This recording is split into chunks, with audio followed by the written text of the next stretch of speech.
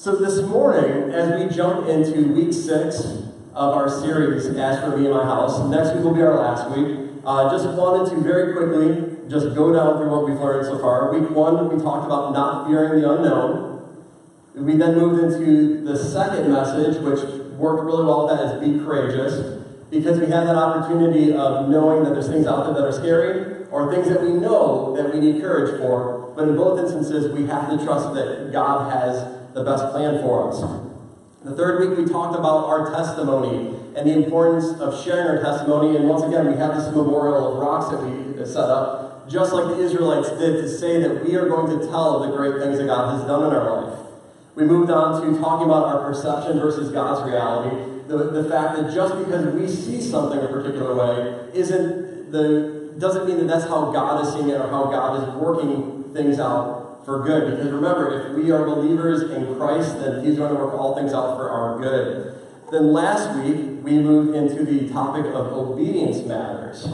Realizing the fact that it really does matter that you obey. Those of you that, like we talked about last week, those of you that have had kids or have kids currently, you realize that obedience matters. And it's not just for your child, it's not just for other people's kids or for other people, but it matters that all of us obey. And this morning we're going to jump in to kind of another parallel topic to that, is integrity matters. How many of you want your car mechanic to have good integrity? You want to be able to walk into the car mechanic and trust that whatever they tell you is going to be an accurate statement, and that they're not going to try and do things to your car that don't need to be done, that you don't need to replace your blinker fluid. Who's ever had their blinker fluid replaced? Yeah. If somebody tell you blinker fluid, there's no such thing. So, it's that kind of matter that we want to be able to trust people, but in order to really be able to trust people, we need to be people who are worthy of being trustworthy ourselves. For example, 2 or 3 weeks ago, before the Michigan State game, I asked the question of who was Michigan fans, who was Michigan State fans, and we know that Jordan's an Ohio State fan, and so we still let her come in, and we're praying for her salvation. But I made a big deal about Michigan. Just a quick poll, who's my Michigan fans in the room? See, that was a slower reaction than it was 2 or 3 weeks ago. That may have something to do with them being beaten by Michigan State, and we're not even going to talk about last night. Last night didn't happen. I'm blanking it out. But imagine if I walked in here today and said, you know what, I'm a Penn State fan. And all of a sudden it's like, no, you're a liar, because you've already told us you're a Michigan fan. Normally we would call that a bandwagon fan, somebody who's just jumping on board with whatever is good in the moment. And a lot of us do that with our integrity. We make our decisions based on whatever looks good in the moment, and we make changes to our life because we are afraid of what someone else may say or what someone else may do, that they may not like me very much, and so we change our integrity so that somebody might like us in the moment, but in the long run they cease to trust us because we're not doing the very things that we say we are. If I walk in with a Penn State jersey, I am not being a person of integrity. Now, if you're a Penn State fan, you can have integrity, but for me to do it would not show integrity. So this morning we're going to jump into Joshua chapter 9. We're going to start with reading through verses 1 through 18, part A, and then we'll pick up in B in a little bit. But all the kings who ruled west of the Jordan River heard about the battles Israel had won. That included the kings who ruled in the central hill country and the western hills. It also included those who ruled along the entire coast of the Mediterranean Sea, all the way to Lebanon. They were the king of the Hittites, the Amorites, the Canaanites, the Perizzites, the Hivites, the Jebusites, all the other ites. They brought their armies together to fight against Joshua and Israel. The people of Gibeon heard about what Joshua had done to Jericho and Ai, so they decided to trick the Israelites. They packed supplies as if they were going on a long trip. They loaded their donkeys with old sacks and old wineskins. The wineskins were cracked but had been mended. They put worn-out sandals on their feet. The sandals had been patched. They also wore old clothes. All the bread they took along was dry and moldy. They went to Joshua in the camp of Gilgal. They spoke to him and the Israelites. They said, "We've come from a country that's far away. Make a peace treaty with us." The Israelites said to the Hivites, "But suppose you live closer to us. If you do, we can't make a peace treaty with you. We'll serve you, they said to Joshua. But Joshua asked, who are you? Where do you come from? They answered, we've come from a country that's very far away. We've come because the Lord your God is famous. We've heard reports about him. We've heard about everything he did in Egypt. We've heard about everything he did in Sihon and Og. They were the two kings of the Amorites. They ruled east of the Jordan River. Sihon was the king of Heshbon. Og was the king of Bashan. He ruled in Ashtaroth. Our elders and all the people living in our country spoke to us. They said, take supplies for your trip. Go and meet the Israelites. Say to them, we'll serve you. Make a peace treaty with us. Look at our bread. It was warm when we packed it. We packed it at home the day we left to come and see you. But look how dry and moldy it is now. When we filled these wineskins, they were new. But look at how cracked they are now. All our clothes and sandals are worn out because we've traveled so far. The Israelites looked over the supplies those people had brought, but they didn't ask the Lord what they should do. Joshua made a peace treaty with the people who had come. He agreed to let them live. The leaders of the community gave the word that they agreed to the treaty. So the Israelites made a peace treaty with the people of Gibeon. But 3 days later, they heard that the people of Gibeon lived close to them.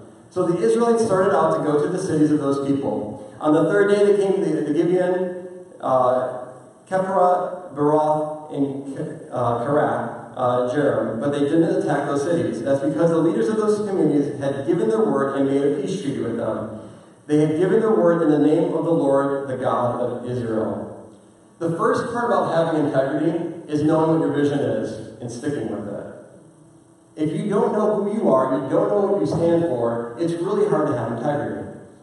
In this case, we have Joshua, we have the Israelites, and even as we talked about last week, they've had all of these struggles going all the way back to Moses, all the way leaving Egypt. It's a struggle, and then God does something miraculous. A little bit of time, struggle, then God does something miraculous. God keeps showing up, even though the Israelites keep making bad choices.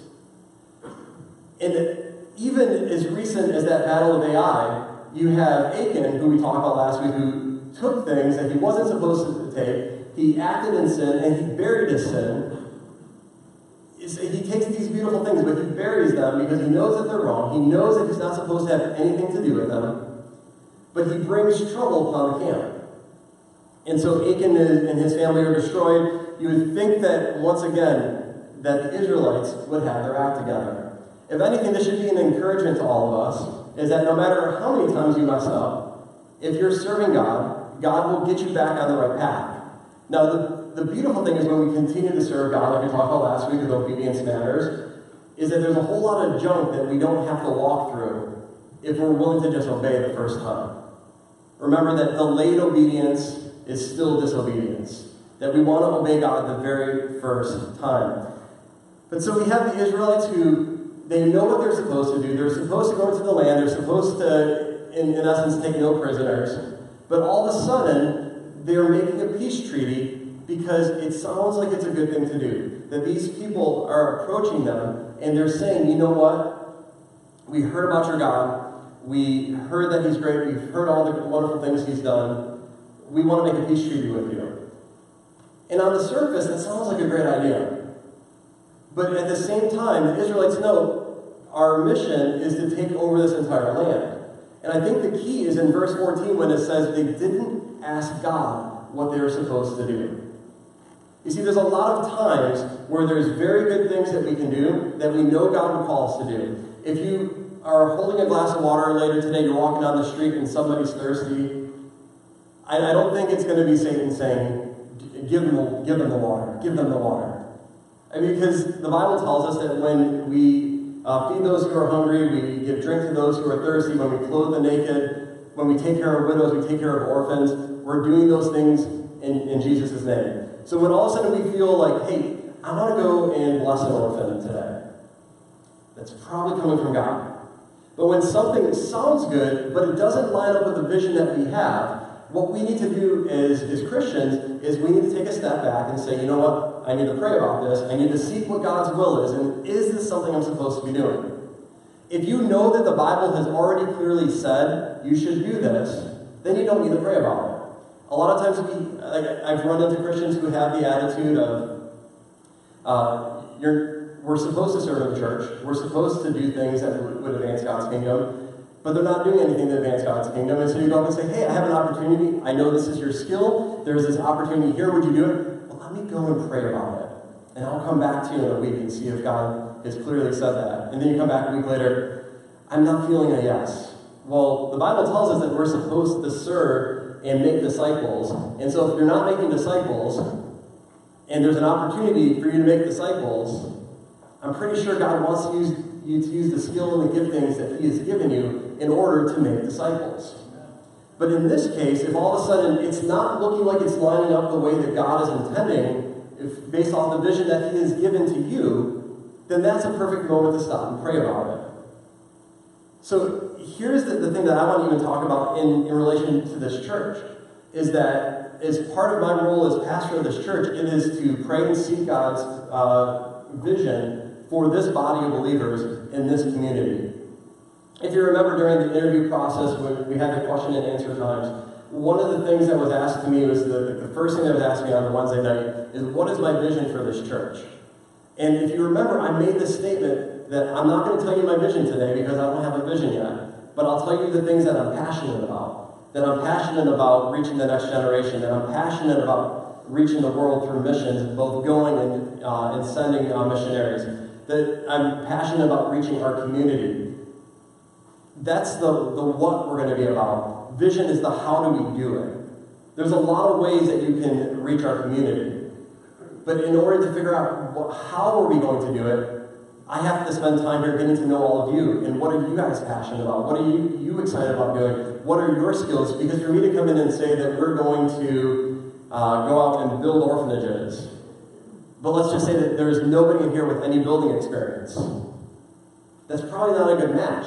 But if I said that, hey, we're going to go to places where somebody else has already built the orphanage, and we're just going to go love on kids, and you're all passionate about loving on kids and spending time with orphans, different churches, the little C church works together with the big C church, and we make an impact on the world for Christ when we all work together, when we all play our part. Just as the Bible tells us that we are all a part of the body of Christ, our church is also a part of that bigger body.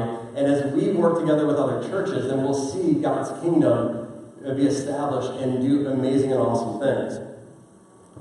So I just want to let you know that even as we're going through this first maybe like 5 or 6 weeks that I've been here, that I'm already starting, I'm praying, I'm seeking God, I'm already starting to kind of get ideas of where I think we're going to be going. And in January, February, I'm going to be bringing a series that we're going to talk about where are we going to go, what are we going to do, how are we going to impact this area.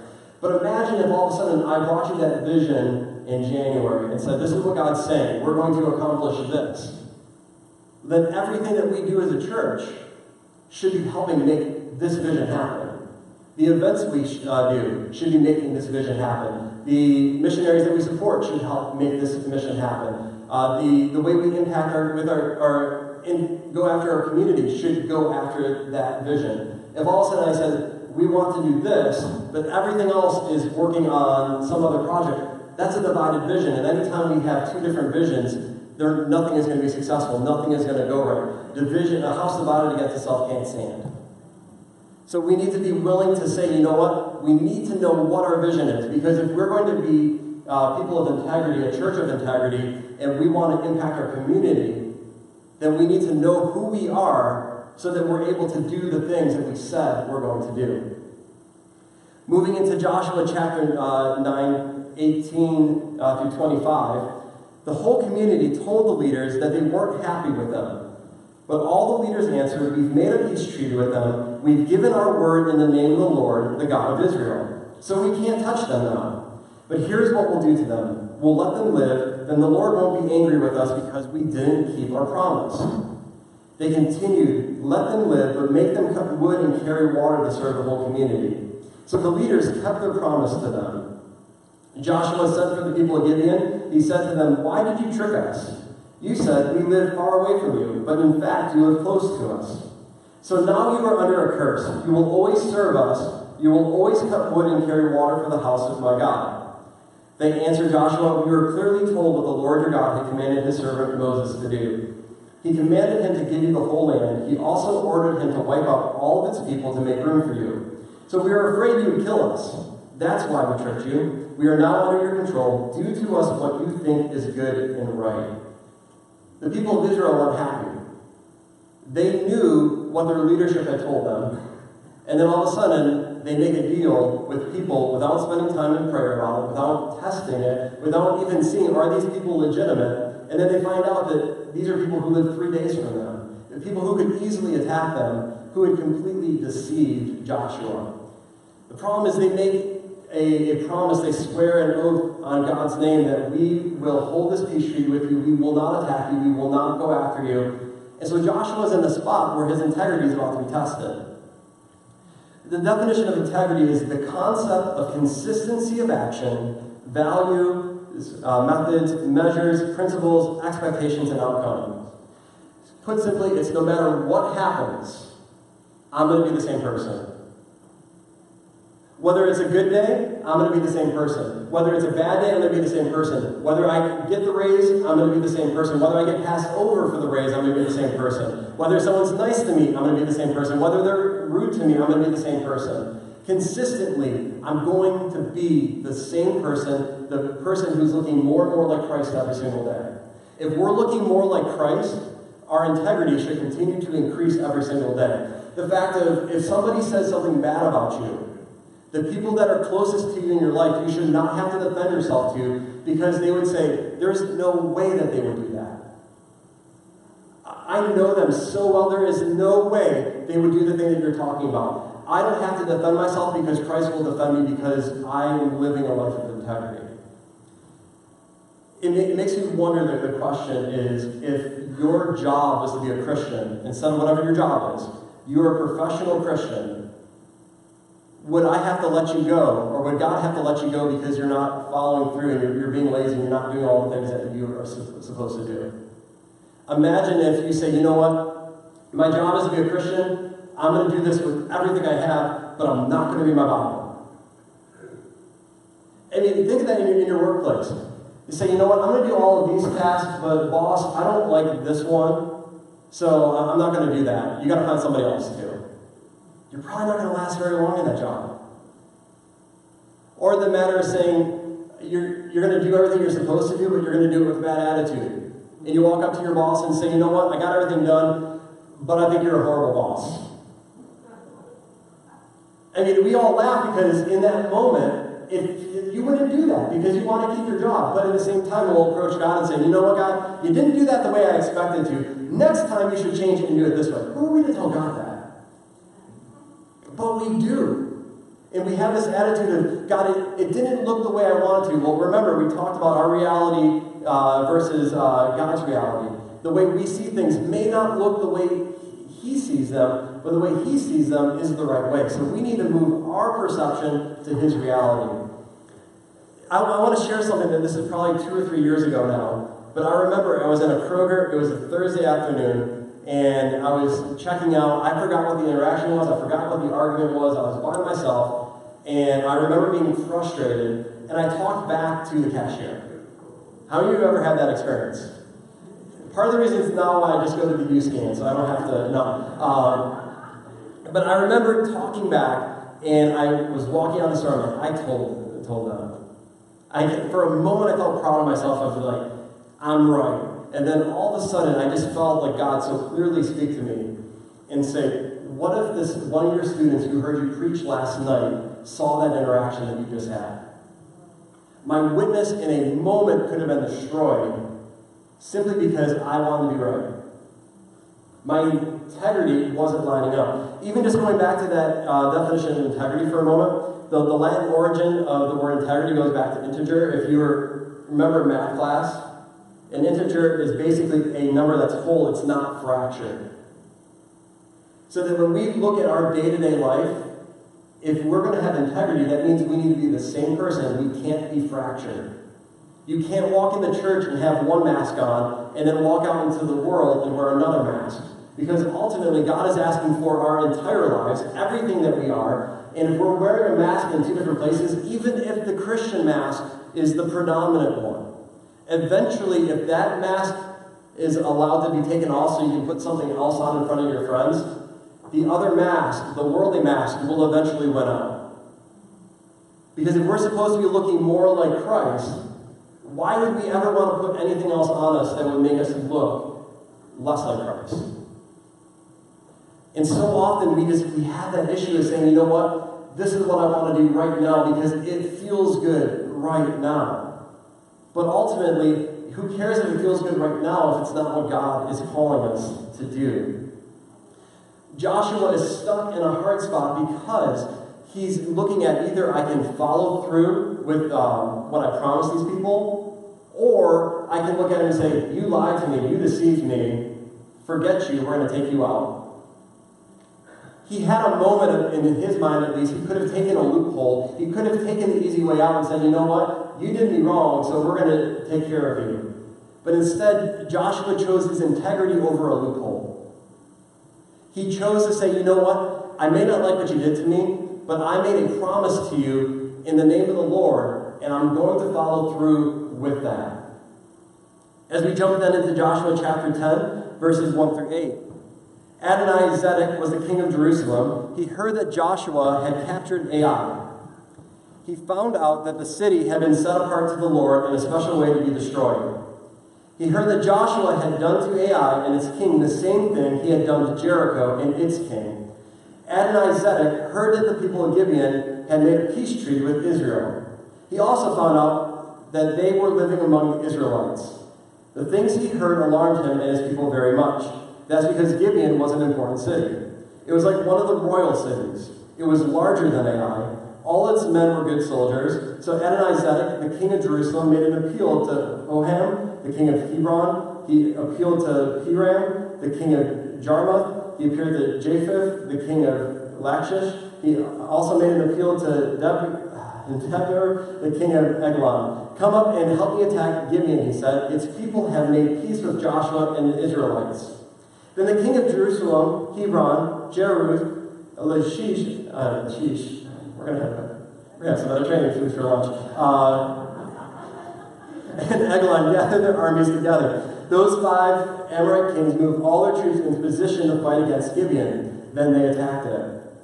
Joshua was in the camp of Gilgal. The people of Gibeon sent a message to him there. They said, don't desert us, we serve you. Come up to us quickly, save us, help us. All the Amorite kings from the central hill country have gathered their armies together to fight against us.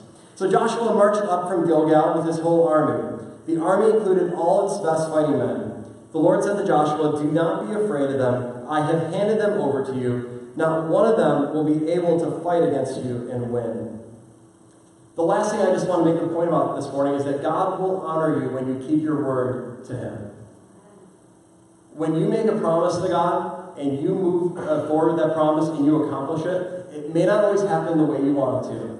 It may not always happen in the time that you want it to. But God's promises will always come true in God's timing. I look at the promise that Joshua and the Israelites made.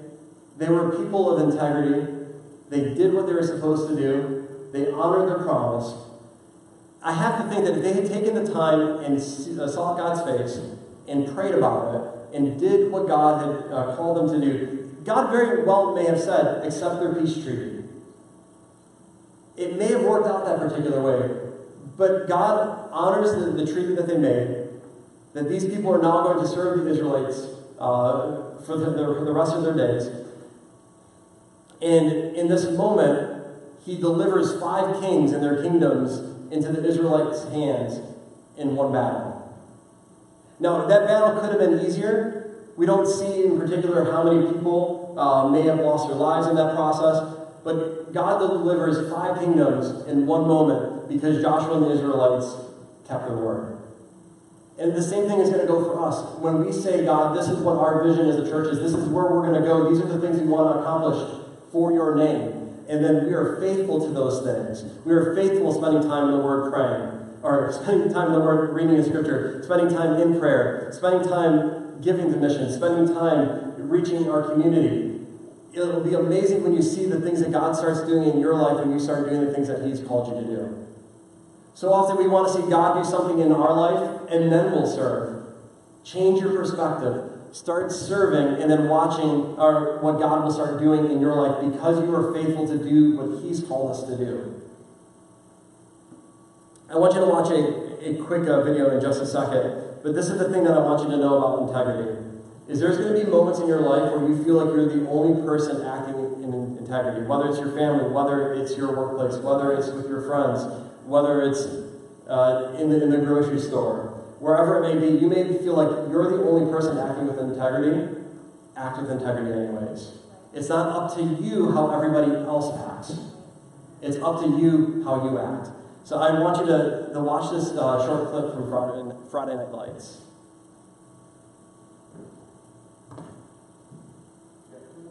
That's it.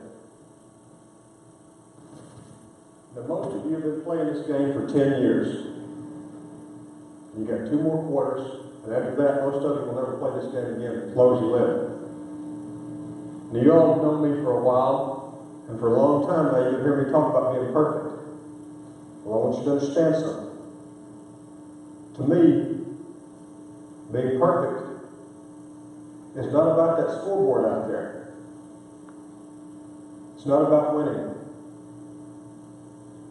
It's about you and your relationship to yourself and your family and your friends. Being perfect is about being able to look your friends in the eye and know that you didn't let them down because you told them the truth. And that truth is that you did everything that you could. There wasn't one more thing that you could have done.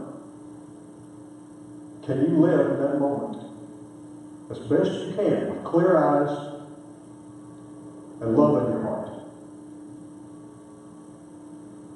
With joy in your heart. If you can do that, gentlemen, then you're perfect.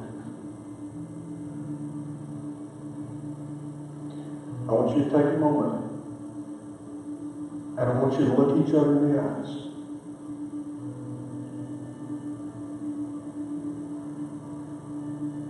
I want you to put each other in your hearts forever. Because forever is about to happen here in just a few minutes.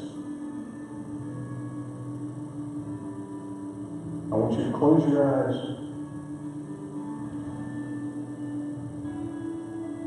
And I want you to think about moving Miles,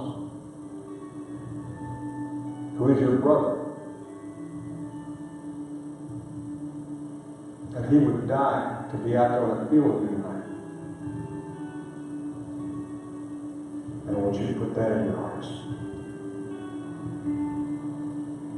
Boys, my heart is full. My heart is full.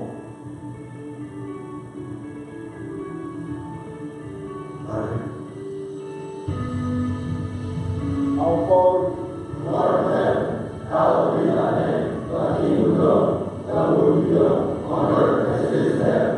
Give us this day our daily bread, and forgive us our trespasses, and we forgive those who trespass against us. And lead us not into temptation, but deliver us from evil. For thine is the kingdom, power, and glory forever. Amen. Here's the thing about that clip, is that for all of us, we're all at a different point in the game of our life. We have one mission, and that mission is to make Christ famous. It doesn't matter what the scoreboard looks like right now. It doesn't matter how we perceive our situation. If we go out and we love God, and we look at the people in our lives, both family members, friends, co-workers, teachers, other students, whatever the situation is for you, if you look at every situation and say, I've done everything possible to tell you about Christ, both through my words and my actions, it doesn't matter if you're perfect, because you are being Jesus, and it's Jesus is the only one who can be perfect. When you truly walk in that kind of life where you say, everything I do is about making Jesus famous, you look like Jesus, and that's what matters. If the worship team will go ahead and come on up. Today, in just a moment, as the worship team is going to just lead us in worship, you may be in the room and you may feel like you've served God, or you've done the Christian thing before, but you've never just full-on made that commitment and said, you know what, I want to live with integrity that puts God first. Or you just say, you know what, I've been following God, but I've been struggling with my integrity. In just a moment as they start playing Lead Us to the Cross, I would just ask you to go ahead and come up to the front, and I just want you to worship and pray in the altars. And then once those people have come, that if you want to come up here and worship together in the altars, I'd ask you just to go ahead and come up at that point. But if that's you this morning, you say, I need to grow in my integrity, I would just ask you to go ahead and come on up to the front right now. We're just going to spend a short time in worship, and then we're going to go, because eternity is out there. And it's our job to bring the name of Jesus to as many people as we can.